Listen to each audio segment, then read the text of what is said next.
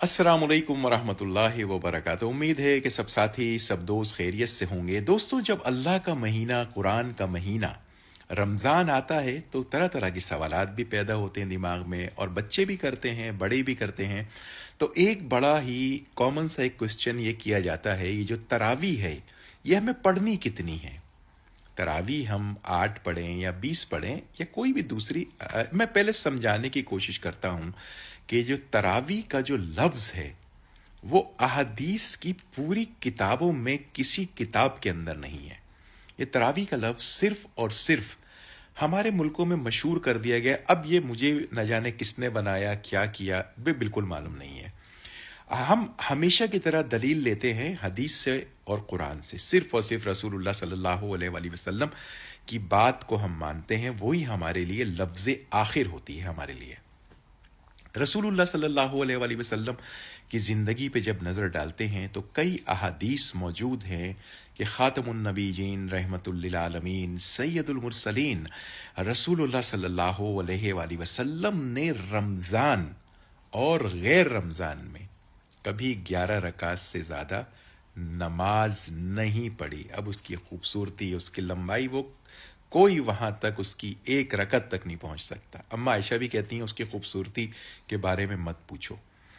अब 11 रकात में क्या होता था? 8 नफिल होते थे, 3 वितर होते थे, जो अहादीस में आता है। इसको क़यामुल लैल कहते हैं। अब वो उसको तहज्जुद का नाम दे दिया, कोई बात नहीं। अब दे दिया, चले वो तरावी का नाम दे दिया, कोई बात नहीं, दे दें, कोई ऐसा मसला नहीं है। अब बहस ये होती है, और काफ़ी लंबी बहस हो जाती है, जिसमें काफ़ी टाइम गुजरता है। फिर कुछ जगहों के नाम ले दिए जाते हैं, वहाँ तो 8 पढ़ी जाती है, वहाँ 20 पढ़ी जाती है। जब 20 वालों की वो 20 बात मानेंगे तो बाकी बातें भी माननी पड़ेंगी। वो तो नफली इबादत है, फिर अलहम्द भी पढ़नी पड़ेगी, आमीन भी बोलना पड़ेगा, तशाहुद में उंगली भी उठानी पड़ेगी, दूसरी दुआएं जो नमाज में पैर से पैर भी मिलाना पड़ेगा। तो ये बहस करने में बहुत टाइम गुजर जाता है, बहुत टाइम हो जाता है। एक चीज़ समझ लीजिए, ये नफली इबादत है, ये नफली इबादत है। आपको 8 पढ़नी है, 10 पढ़नी है, 12 पढ़नी है, 14 पढ़नी है, 20 पढ़नी है, वो पढ़िए, कोई मना नहीं है। फ़र्ज इबादत नहीं है कि 2 है तो 2 है, ये नफली इबादत है।